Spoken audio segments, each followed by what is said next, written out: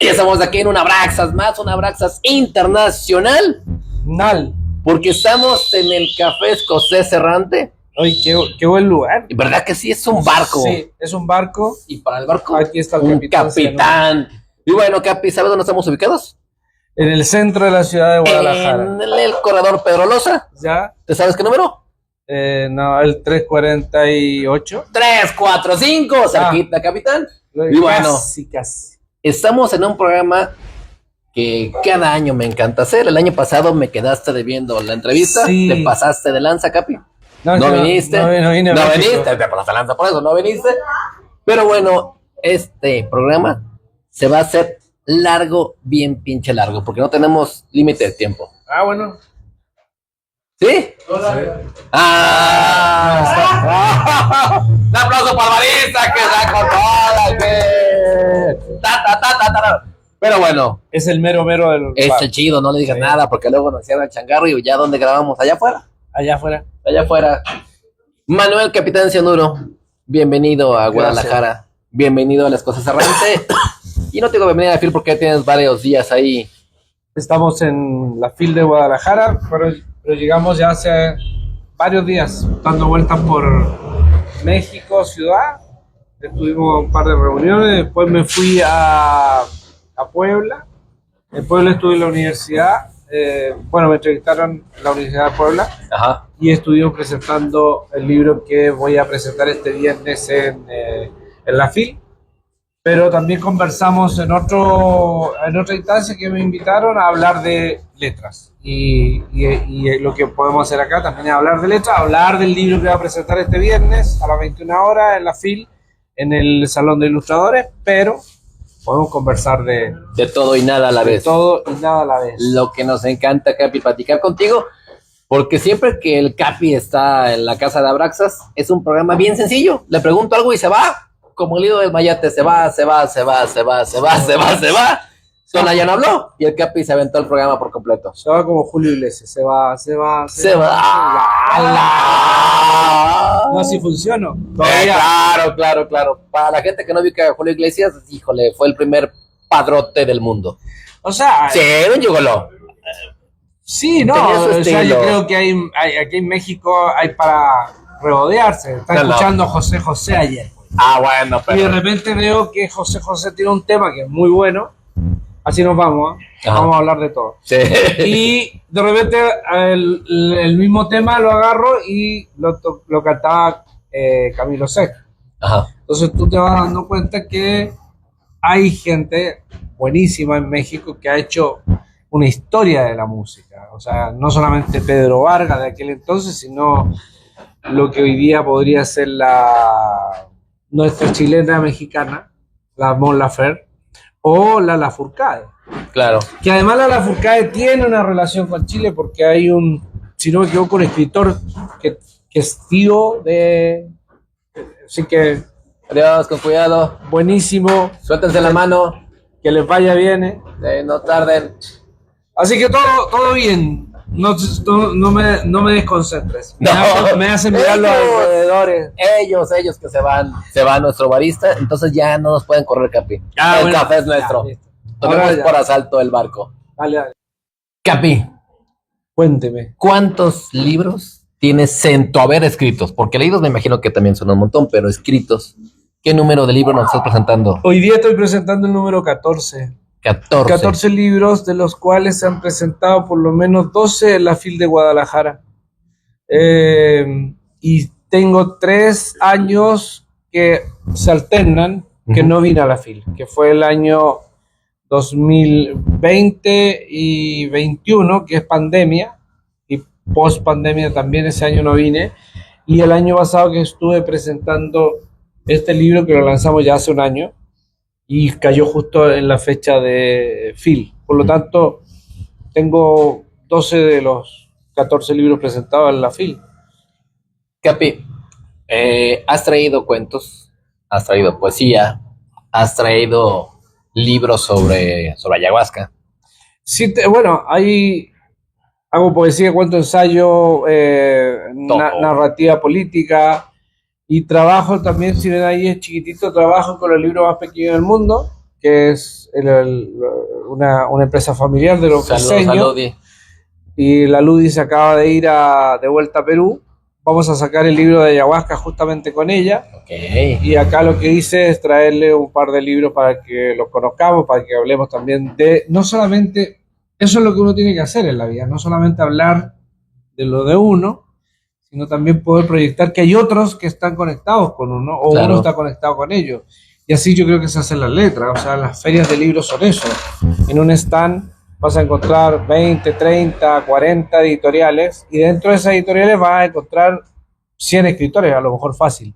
Sí. Y es bien loco porque te instalas en una... Antes de ayer lo hablábamos. Vamos a Colombia. Qué fácil sería atravesar un stand a otro y ya estar en Colombia, y después atravesar a otro stand y estar en Brasil. Si el mundo fuera así de fácil, ¿no? Sí, claro. Más que un par Sin de fronteras, sí, sí, sí. pasos. Sin fronteras, además. Pero estamos en una gran fiesta de letras, y uno puede traer los productos que tenemos acá, porque al final los libros son un producto como tal, pero tenemos mucha variedad en la misma feria, y en esa mucha variedad lo interesante es que las letras mías aportan un granito a esa construcción de literatura que podría ser cualquier biblioteca que lo tuviera. Así que si se interesan, estoy en el stand de Chile, pero pueden encontrarlo también en mis redes sociales y en mi librería virtual. Es que hay una cosa bien curiosa, Capi, que sucede. Uh-huh. Cuando el Capi Cianuro no viene a la FIL se vuelve monótona. Cuando el Capi Cianuro está en la FIL, es una fiesta enorme. ¿Por qué? Porque de repente vemos que el Capi está en un stand donde presentaba libros de gastronomía y está comiendo. Y de repente uno acompaña al Capi a inauguración de stand y nos dan vino tinto. Y se vuelve la fiesta. Claro, claro, o sea, se vuelve una fiesta. Y el Capi es ajonjolí de todos los moles, como decimos aquí en México. Andas en todos lados ahí por la O FIL. sea, yo creo que Y luce la FIL. Porque Claro. es el Capi, claro. O sea, lo que pasa es que vas a una feria, y en la feria hay una serie de personajes que se han incorporado y que los vas conociendo en el tiempo, ya te empiezas a hacer amigo. Entonces yo he tenido la posibilidad inclusive de trascender más allá de lo que es el stand de Chile, y de tener libros en el stand de Perú, y tener libros en Argentina, y tener libros en Uruguay, tenerlos como tal, físicamente, instalarme en una mesa. En Uruguay hace años atrás me instalé en una mesa de los uruguayos, les dije, esta tarde voy a vender libros acá. Aquí, Y bueno, los que quieren pueden ir a comprar el stand de Chile. Y otras veces lo hice en Perú, y lo hago en Argentina, y lo hago también con esa gracia de jugar un poco. O sea, que es verdad, no se te puede convertir en algo aburridor, monótono, porque no tiene gracia. Yo cuando voy a una feria de pulga, una feria de verdura, me pongo a conversar con los verdureros, con la gente que vende sus antigüedades, y genero vínculos, porque yo creo que el arte de escribir también tiene dos facetas. El arte de escribir tiene la faceta del silencio para bajar a las letras e instalar oraciones, y lo otro es el arte de escribir, es estar conectado con el entorno para sacar alguna posibilidad de idea en esa escritura. Anécdota, que es muchas. Mira, demasiadas. les voy a contar una sola anécdota que me pasó el otro día, que fue genial porque no me lo imaginaba. Iba caminando por una zona venía a una feria de pulgas, antigüedades, en la Ciudad de México, ahí cerca de la Plaza Garibaldi, que se pone los días domingos. Y de repente escuché un tema y me puse a silbar. Y se puso un señor al lado mío con una mochilita. La mochilita era una guitarra, se notaba. Nunca le pregunté si era mariachi, si venía de un grupo. Él me hizo un comentario y me dice: la alegría nace en el silbido. Se nota que está alegre. Entonces yo le digo: silbe conmigo. Y él me queda mirando y me dice: si pudiera, pero no tengo dientes. Entonces, y me pareció, claro, casi gracioso, pero de repente el tipo se puso más profundo. Y me dice: ¿qué haría usted si le quedara un día de vida?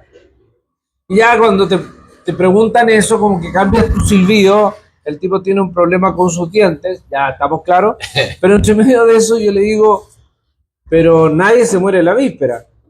Claro. Entonces, y muy difícil le digo de responder, ¿qué haría? No sé si haría lo que hace cuando uno va al pelotón de fusilamiento y cuenta la historia que piden la mejor comida, no sé. Su último Pero deseo. no me pongas en ese plano, le digo, porque yo no tengo intenciones de morirme ni hoy día, ni mañana, ni pasado, pero me voy a morir. Y tú, le digo yo, que me preguntas con tanta fuerza, ¿te vas a morir? Y ahí se pone reflexivo este cuento. Me dice, si yo le contara, sería otro el tema. Yo no sé si está amenazado, nunca supe más, me dijo, le digo yo, ¿y para dónde vas ahora? Y me dice, voy a la terminal de buses. Ujú. Le digo yo, pero está el metro en Garibaldi. No, no puedo volver a Garibaldi. Entonces me quedé como pensando y dije, mira qué loco lo que acabas tú de decir. De ahí yo puedo sacar una historia, cualquiera. Yo puedo ponerle un final trágico, como una desilusión amorosa, O incluso dejarlo abierto y que Claro, y que que cada quien uno se haga haga- pelota solo. claro. Entonces, eso que sucede, que es tan simple, ¿no? Uno de repente dice, de ahí hay una historia.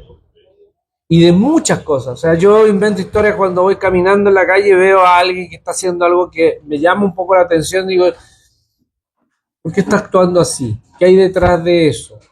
Y de ahí empecé a crear algo. Y podéis crear desde un poema de alegría, de desilusión, de frustración o de lo que sea. Entonces, al final las letras van por ese mundo, desde la perspectiva, y yo lo veo, ¿no? Porque cuando tú ves eso, literalmente es un, ¿cómo le llamaríamos? Encajar en algo para que ese algo que salga hacia la lectura tenga algún sentido de razón. Porque escribir por escribir, las calles están llenas de escritos raros y hay Sí. otros que son muy profundos. Acción poética. La acción poética me encanta, pero hay Sí. cosas que de repente uno no las entiende. O sea, pero cuando uno le da sentido a esa oración, se puede transformar perfectamente en un texto, un libro, una columna de opinión. Por ahí vamos. Capi, hablando de la cuestión de escribir en los momentos adecuados e inadecuados. El poemario de Yolanda. El promedio de Yolanda tiene una historia bien fuerte porque Bastante. yo durante los 4 meses que mi madre cae en su enfermedad de agonía y muerte, yo escribo alrededor de ella y le leo algunos textos y como que ella en su aceptación le había dado una ACV, un accidente vascular. Hay como aceptación de repente en lo que yo estoy escribiendo y después va agotando ella, se va apagando y las letras empiezan a germinar solas, o sea, sentir al lado de mi habitación que hay una respiración que se está agotando y que se está yendo, era como complejo, o cerrar la puerta y esperar el vehículo que te iba a llevar y era complejo también. ¿Por Claro. qué? Porque si yo cerraba la puerta pensaba que cuando volviera a lo mejor la puerta había quedado cerrada para siempre. Entonces eso empiezo a testarlo en el libro Yolanda y termino con un poemario prosado también entre medio, y que cuando yo se lo conté a la editora que tenía este libro, se lo mandé, lo leyó, me dijo hagámoslo, y le digo yo, me da un poco pudor, y me dice, ¿sabes qué? Me funcionó muy bien en la muerte de recordando la muerte de mi abuela y haciendo un paralelo de luto. Y ahí Yolanda nace. Mi madre muere el 26 de agosto del 2014 y el libro sale como 8 meses después. ¿Y cuál es la gracia que tiene? Que el libro tiene 4 meses de elaboración. En 4 meses salió el libro. Ha sido un libro que ha tenido para mí mucho rédito además, porque primero lo presentó Marcos Martos, que es el libro más chiquitito que hay, es un poeta y el Premio Nacional de Poesía del Perú, y lo presenta en una exposición de las pocas veces que uno ha tenido una exposición tan buena que alguien te presenta también un libro. Yo creo por el primero porque es poeta y por lo segundo porque los sentimientos del partir son muy Claro. similares, aunque son propios, son muy similares. Y he tenido la posibilidad de que este libro esté en manos de muchas personas y bueno, lo cuento porque ayer se lo di a Joan Manuel Serrat y él se detiene en un momento y me dice, un poeta a otro poeta, Claro. el mejor regalo es las letras, es poesía. Entonces, cuando tú vas viendo que hay construcciones, Yolanda específicamente es eso, es la construcción de cómo nace un libro cuando alguien se va, Sí. cuando alguien parte, pero queda plasmado y queda plasmado por siempre. Y probablemente Yolanda queda mucho más después que yo, porque yo cuando parta, probablemente alguien tiene en una casa un Yolanda y dice, Yo tengo un Yolanda en casa. claro, y ustedes también pueden tener. También. Ustedes también pueden tener un Yolanda. Claro. Y Hoy cuando- día están de Chile. claro. Y si no, en Argentina o en Perú, porque por ahí anda el Capi en internacional. Claro. Y también en la nacional, por ahí lo he visto, en prensa, Sí, bueno. en todos lados, Capi. El verte en la fila es impredecible, porque no sabemos dónde va a estar, pero siempre te bueno. topamos. Lo que pasa es que construye canales nomás. O sea, yo creo que todos construimos canales. Algunos los construyen más reducidos y otros los podemos extender. O sea, yo voy a varias ferias internacionales durante el año. Vengo a Guadalajara como a cerrar el año. Vengo a México porque me encanta México. Y México es como la Frida Kahlo. Intensa, profunda, muy libre. Muy el sabor de tu libertad. Porque México tiene eso, tiene las contradicciones. Tiene esa contradicción de ser un lugar donde tú no sabes cómo agarrarlo, pero está ahí. Y te encuentras, das vuelta a la calle y te encuentras un mural de un NN que tú quieres llevártelo a tu casa. Y te encuentras en otro lugar a lo mejor una balacera. Sí, claro. Entonces, en las contradicciones de este país son fenomenales, pero uno las logra entender porque es como cuando yo hablo de La Noche Oscura, que es el libro de la dictadura, de los 50 años, me preguntaban, esa noche oscura, ¿qué sucede después de esa noche oscura? O sea, cuando acaba la dictadura. Ponerle luz, iluminarla y empezar a sacarla de ese momento que nos trae nostalgia, nos trae bemoles, de repente frustraciones, rabia, y empezarla a generar desde otra perspectiva, desde la perspectiva de la noche es parte del día y no lo puedo truncar, y tampoco la noche la puedo proyectar. La noche oscura le llamo yo a todo el periodo, como que no tuvimos luz durante el día, como que teníamos crear una suerte de terror desde el Estado, pero también un miedo inconfundible a lo que uno podría disfrutar hoy día de suertes de libertad, porque nosotros no teníamos posibilidad de expresarnos libremente, y puede parecer extraño, pero es real. Nosotros teníamos hasta miedo de que nos pincharan el teléfono para saber qué estábamos hablando y en qué momento se te hacía caer la policía política. Eso es parte del miedo, porque no es capaz de tener tantos agentes para pincharte los teléfonos. Pero te meten en el inconsciente social y la gente empieza a tener miedo. Y el miedo de repente es mucho más castrante que cualquier otra cosa. Cuando se te mete el miedo, termina liquidando todo. Porque la gente justamente en el miedo está la depresión, no querer abrazar la felicidad, porque tiene miedo. Y cuando te empiezan a meter un mantra, es peligrosísimo. Y el mantra del miedo se mete muchas veces por personas o sectores sociales que quieren inducir a que la gente se paralice, no se mueva. Y eso hace que muchas veces uno pueda hablar de estas cosas con más libertad, pero también con la tranquilidad de decir, ¿sabes qué? Yo sí viví la dictadura. Cuando ciertos sectores de acá, de México, sí quieren meter en la contingencia, pero sí tengo algo que decir. Como muchos de repente me dicen, ¿por qué tienes que opinar de México? Porque es un globalizado. Yo también compro artesanía mexicana, como que me llevo un tequila, porque no me podría dar el tiempo de poder hablar y el mejor tequila, porque abraza. ¿No? Es más, de un caballito para que Sí, sería bueno. Sí, güey. Dale. Bautizamos el Capi. contigo es imposible llevar un orden, No, porque yo soy exactamente, ya me di cuenta. Pero lo que nunca te he preguntado, y quiero preguntarte, es cómo es que llegan a ti las letras, cómo es que el joven o el niño Capitán Cianuro tiene su primer acercamiento a una pluma y cómo empieza a fluir toda esa magia, porque, híjole, eres muy versátil en tus líneas, en tus textos. Bueno, las letras llegan en unas cuotas mensuales que tengo que pagarlas al banco. No, las letras llegan, para serte cierto, como muy corta. El año... Dice que si el claro o el... No, sí, claro. Claro, güey. El claro es claro. Claro. ¿Cómo le llaman? El divorciado. Ok. Directo. Sin nada. Eso. Lo que te quiero decir es que, a ver, yo tenía 9 años más o menos, Ajá. y no es que a los 9 años uno empezó a escribir. Obviamente le enseñan a escribir entre los 5 o 6 años, algo, une red letras, Sí. pero a los 9 años me dio el tifo. Y eso me provoca perder el año. Ok, el año escolar. El año escolar. Mi mamá trabajaba en un banco. En ese entonces habían unos libros que eran enormes, que eran los libros que te permitían llevar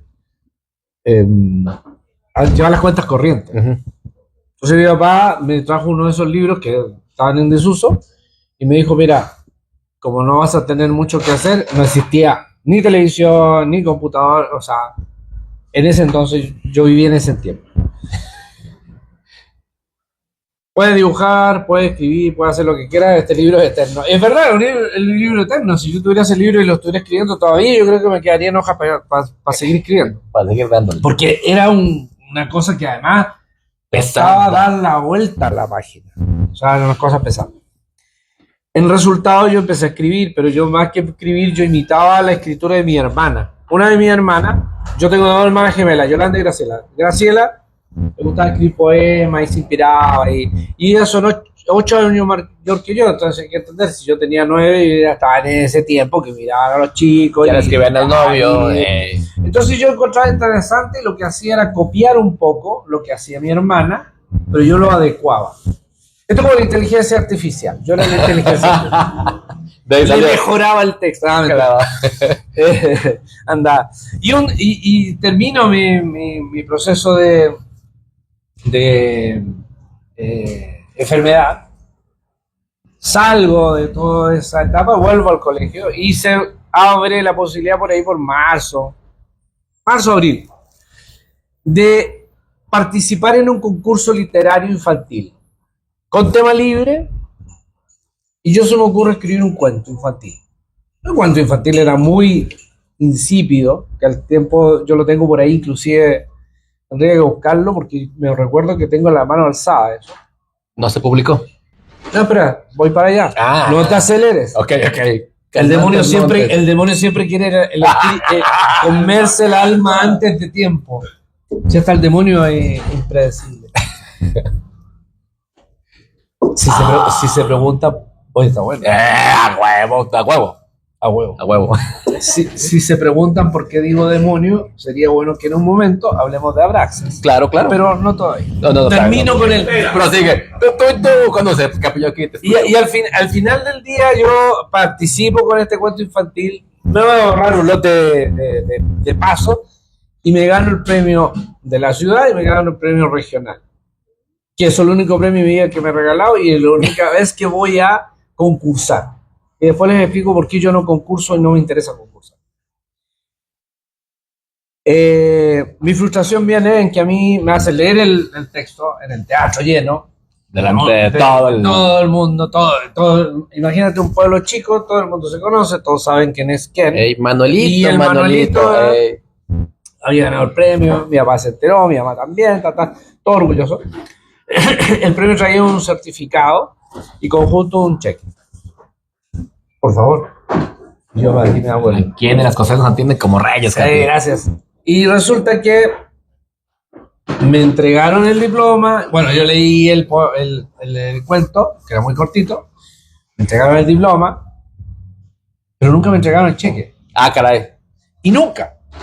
O sea, siguen sin entregarlo. No, nunca. Y- Entonces yo dije algún día, yo me voy a cobrar esto. Y yo funé permanentemente cada vez que podía a la alcaldesa del pueblo, que se había quedado con la plata. ¿Cómo se llamaba?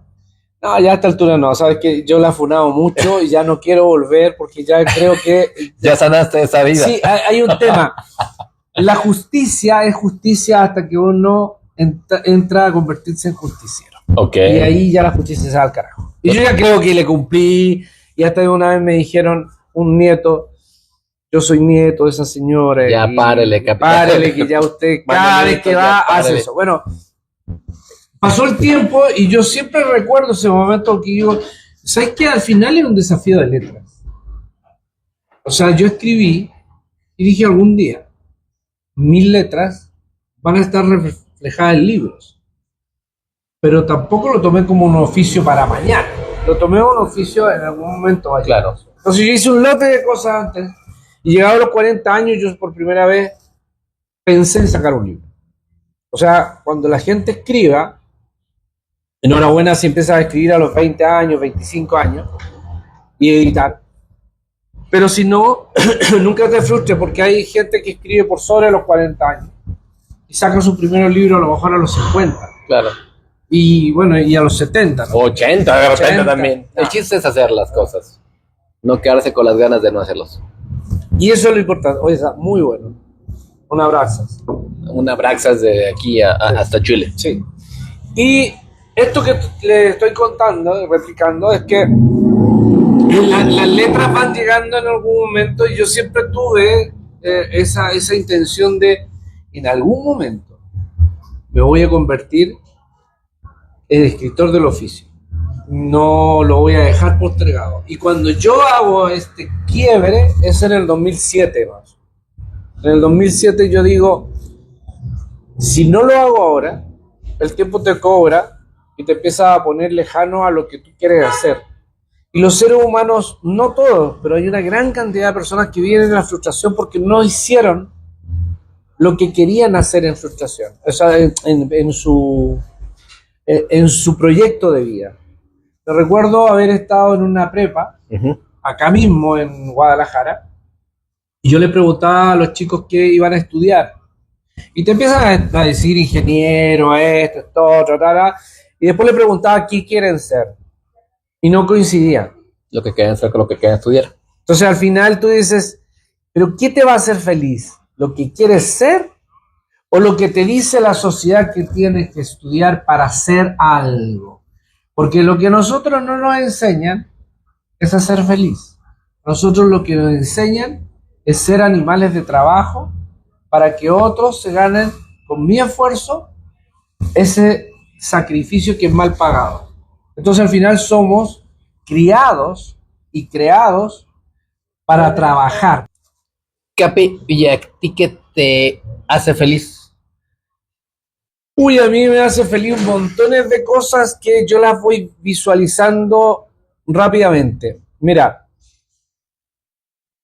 te puede hacer feliz desde una gota de rocío, cuando la analizas y dices, wow, esa gota de rocío está solamente botando la savia maestra para que la planta siga creciendo. Te puede hacer feliz ir a ver una obra de teatro que te abre cierto espacio que muchas veces uno lo tiene como cerrado. Sí. Me puede ser feliz tomarme un tequilita, Un chupito de tequila. un chopito de tequila. Te puede hacer feliz una canción bien interpretada por un mariachi.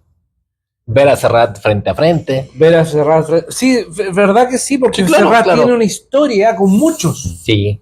No es que yo sea, oh, qué privilegiado soy. Pero ¿sabes qué? Me hace feliz de repente poderle preguntar algo Claro.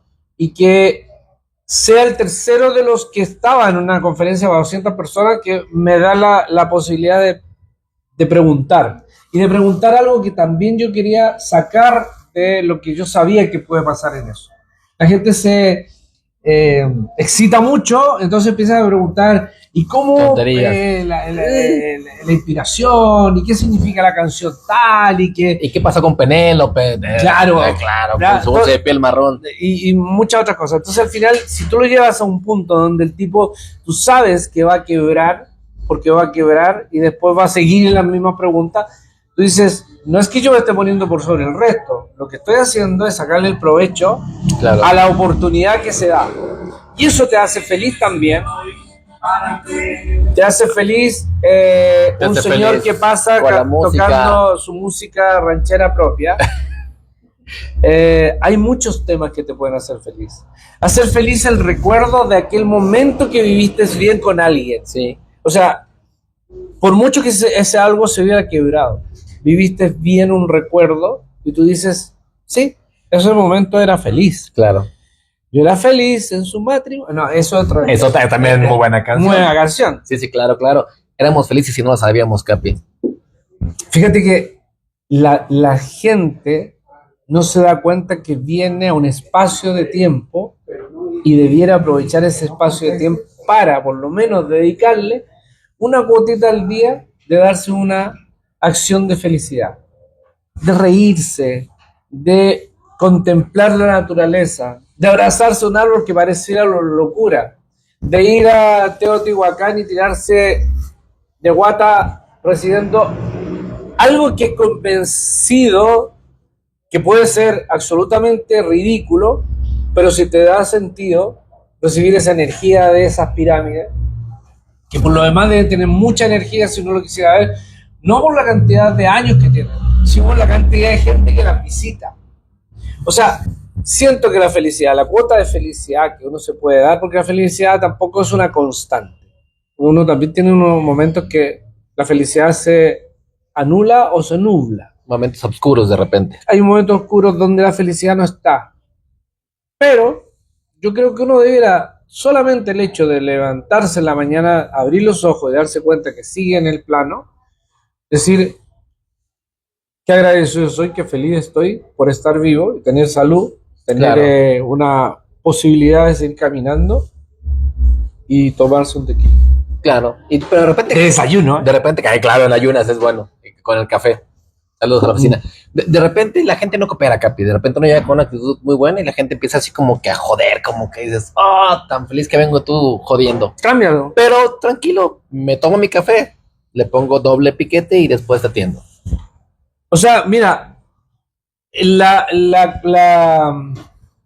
lo que acaba de definir tú es eso de el efecto dominó. Si yo me enojo con mi mujer, la gritoneo, me gritonea, le pego un portazo, me voy a la oficina, en el Ajá. transcurso el taxista me hace un comentario y lo mando al carajo La porque chingada. no me gustó el comentario que me hizo. Llego a la oficina, le pregunto por algún oficio a la secretaria, estoy hablando de Un random. de un Sí, X, sí. y la secretaria no lo tiene, probablemente le voy a decir algo y la secretaria va a hacer el siguiente gesto. Claro. Cuando venga de esta feta le va a decir, pero ¿cómo no me trajo? Y va a quedar una cadena. Sí, claro. Ya me Y esa estoy cadena quedando. y el estafeta se va ahí y se va a poner a pelear a lo mejor con el tipo que le sirvió el café mal servido, etcétera. Pero a la vuelta, Claro. salgo enojado de mi casa. No hay relación que yo llegue al trabajo enojado con alguien que no tiene nada que ver. El oficio no está. Me lo puedes tener un rato más, mientras me voy a tomar un café. Claro, claro. Y empiezo a cambiar y si yo cambio el ciclo se cambia solo. Pero si yo voy con el enojo, con Con el la odio, inercia. con la mierda encima, bueno, no espere resultados diferentes. Y eso que acaba de decir, te caga todo el día. Claro. Y al final va en la noche, cuando ya... Difícil que la mujer se lo olvide, pero... Sí, claro. Tienen memoria como de elefante, nada se te olvida. hace 15 días me hizo tal cosa. Ah, ¿te acuerdas? ¿Te Pero- acuerdas que hace 20 años volteaste y viste que a ver Sí, aquí a sí, chamacas? sí. Sí, claro. Ya. Es- Eso, y esto no es machismo, es una realidad. No es cierto, que mi amor, uno es broma. Que es uno lo puede comprobar en sitio. Claro. Y está bien, cada uno compra su rol. Pero lo que te quiero decir es que uno cambia los ciclos. Claro. Y los ciclos los puede cambiar permanentemente. Y si uno quiere vivir toda la vida amargado y andar con Jodido. con cara de culo, Ey. bueno, vas a andar con cara de culo. Saludos, Vamos a estar hablando. saludos acá de culo que andan por aquí cerquita. No decimos quién. No, no, Pero de repente me dicen, es que siempre se ve enojado. Y yo, no, así es serio. No, sí, nació con la cara de comunica culo. muy- Capi, música. Música. ¿Qué tipo de música escucha el Capitán Cianuro? Que de repente nos presenta un libro de música electrónica. No me imagino a Capi en una raid con música electrónica y bailando cuando es tan filosófico y tan profundo. No, lo que pasa es que yo siempre la música ha sido mi compañera de vida. Ajá. La música va desde de la cuna. En la cuna probablemente me tocaron muchos tangos. Llegué a tener una distancia con el tango hasta que después me reconcilié con el tango y lo hice propio, como que hasta lo canté. Pero también el folclore y también me gustó la nueva trova y trabajé con ese mundo, ¿no? Entonces un día determinado que uno nunca se sabe, Claro. me llega a mis manos un cassette, En aquel tiempo los en cassettes. aquel tiempo cassette, estamos hablando de los 90, Sí, claro. con una música que era un festival que se llamaba Mayday en Alemania. Y yo esa música la encontré rarísima. Dije, esta cosa es como entre el cielo y el infierno. Es como que mucho ruido, no hay voces, Ujú. no hay una melodía muy de compás simpática, ¿Dónde se acaba? ¿Dónde empieza? tampoco. Ey. Y cuando te vas a meter a esas fiestas, te das cuenta que la gente baila este baile monótono y repetitivo y con compases monótonos y repetitivos y baila solo. Ujú. Y loco, porque eso es el individualismo que le Claro. pusieron música. Sobre todo en una sociedad capitalista y muy individualista como es Chile. Pero los que traían además esto incorporado eran los hijos de exiliados. Entonces, los hijos de exiliados traían una integración con Alemania, muchos de ellos en Alemania, otros en otros puntos del mundo, pero en el fondo, si era Europa, ya la música electrónica empezaba a tener fuerza. Y llega a Chile, indirectamente se transforma Chile en un satélite de Alemania. Y el que le está hablando se convierte con otros personajes más, con DJ Cicuta, por ejemplo. Nos hicimos de un colectivo que se llamaba Euforia, por allá por los años 90. Tuvimos el primer bar de música electrónica de América Latina. Así lo investigué y es así, nadie me lo refuta. Y si alguien me lo refuta, que escribe su libro. Sí, claro, que saque su libro, la prensa de los vinculeros. Y lo que hicimos, empezamos a hacer fiestas. Y en esa fiesta yo me transformé en el productor de la fiesta. Entonces yo durante 17 años aproximadamente hice fiestas, produje fiestas. Nunca fui DJ, a mí de repente me dicen el DJ Cianuro, no, yo nunca fui DJ. Yo era productor de la fiesta. Y en esas producciones, entre otros que tocaba era DJ Cicuta, Carlos Latorre, que es mi socio, hasta el día de hoy tenemos algunos puntos de sociedad. Y hay otros personajes más que van a aparecer, desaparecer, pero nosotros hicimos también, de alguna forma, la base para algunos DJs internacionales que son de renombre mundial. Luciano, por ejemplo, Ricardo Villalobos. Y cuando te prologa el libro John Acquaviva, que es un ícono de la música electrónica a nivel mundial y que está dentro de la historia más fuerte de la música electrónica. Lo presentaban el otro día en un programa de televisión de Estados Unidos y el tipo que lo presentaba decía, esta es una historia viviente, tenerla acá sentado, conversando con él. Y John, en un momento nos hicimos amigos, por allá por los años 90, retomamos la amistad ahora hace no muchos años, y de repente yo le digo, escribe el prólogo del libro. Y él se anima, él es ítalo-canadiense, habla relativamente el español, no bien, pero relativamente, y me escribe el prólogo del libro. Pero no solamente me escribe el prólogo del libro, empezamos a ir a lugares a presentar el libro y estuvimos en Ibiza, que es en el IMS, que es el encuentro de música electrónica que hoy día ya hacen acciones teóricas. O sea, se junta un lote de teóricos a hablar de música, donde vas a tener un DJ a lo mejor de fondo, pero como accidental. No es que sea lo importante el DJ. En ese momento se teoriza mucho. Entonces hay un lote de paneles, de conversaciones y todo lo demás. Y ahí él me acompaña a presentar el libro, y entre esos que me acompaña a presentar el libro, también me acompaña Luciano, que es para los que saben de música electrónica, es un ícono de la música electrónica hoy día, nacido dentro de alguna manera de las bases de Euforia, por los años 90, Y me acompaña un nuevo exponente de la nueva camada, que sería Francisco Allende. Tenemos un super panel. Y me recuerdo que en medio de la conversación, en el grupo de gente que estaba escuchando esta conferencia, hay alguien que después se acerca y me dice, yo tenía ganas de conocerte, me dice, primero porque yo sé que tú hiciste grandes fiestas en Chile, pero lo segundo es que te vi también escoltado. Tu escolta era casi una amenaza. Porque tengo unos íconos al lado mío que yo no soy nada al lado de ellos en la producción musical. Y ese personaje que me hablaba es Martín Conta. Martín Conta para Argentina y para Chile es un ícono también de las grandes fiestas de música electrónica que fueron ya del mainstream, donde hay que pagar. Como por ejemplo él lleva Greenfield, que también se hace en México, lo lleva a Argentina y a Chile.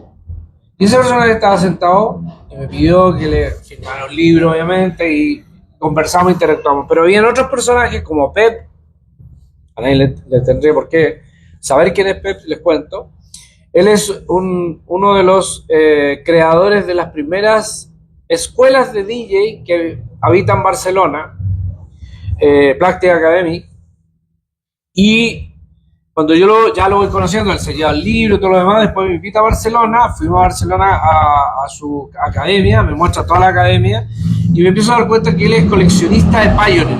Okay. Y tiene las primeras Pioneer que empezaron después de las tornamesas a aparecer como digitales, y que ya las tornamesas pasan a segundo plano, y me empiezo a dar cuenta que tiene una colección y va a ser un museo de Pioneer que el mismo Pioneer a nivel internacional se lo podría hasta pedir prestado, porque en el fondo a lo mejor la marca como tal no tiene tanta máquinas como este personaje, que más encima las tiene nuevas, encajadas realmente, porque él vende y hace producción para Pioneer. Y bueno, me encontré con un personaje en Barcelona que me deja invitado al 2026 para que vamos a conversar en su academia de el libro de Euforia. Por ahí, mis letras van por ahí. Mis letras van generando cosas que son diversas. Claro. Yo no me enfoco en, voy a escribir esta novela y después voy a escribir otra. No. Para muchos puedo ser un tipo desordenado y yo les puedo garantizar que sí, que soy extremadamente desordenado. Así que, si es crítica, me están haciendo una descripción. Pero dentro de ese desorden tienes un orden muy comprendido. Te gusta escribir, te gusta explorarte, te gusta explorar géneros, y al final de cuentas lo llevas a cabo. Sí, claro. Lo que no puedes hacer es no llevar a cabo algo que tú quieras hacer. Yo siempre le digo a la gente que quiere escribir, que no necesariamente tienes que llevar a la imprenta un escrito, Claro. Pero escribe. La escritura es terapéutica. La escritura te saca de repente del rollo del día y te ordena las ideas. Escribe todo lo que te está pasando, y en ese todo lo que te está pasando probablemente vas a encontrar soluciones dadas por ti mismo. Si al final el que se provoca los problemas y el que busca las soluciones Eres tú. no es el entorno, es uno. Claro. Ahí está la solución. Lo que pasa es que uno se traba, se oscurece, apaga la luz y no ve nada. Entonces al final del día uno tiene que decir, no, prende tu luz y empieza a buscar dónde no está cuajando tu vida con el entorno que tú has construido, porque además uno construye su nuevo entorno. Uno construye todo.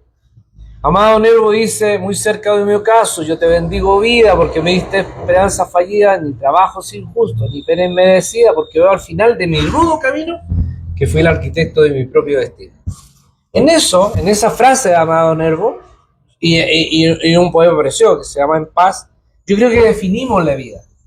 Porque yo sé que si yo, como dice él mismo, extraje la hiel o la miel es sabrosa, fue porque en ella puse hiel, o justamente lo que no es sabroso en la vida. Entonces, cuando uno ve eso, cuando uno va leyendo a otros escritores, uno va diciendo, ¿sabes que estos están en la misma bola de uno? A lo mejor eran de otra forma, eran más rigurosos, a lo mejor tenían otra manera de expresión, pero al final eran alguien que estaba haciendo la posibilidad de que acercara el mundo de las letras a uno en el cántico de El Viaje.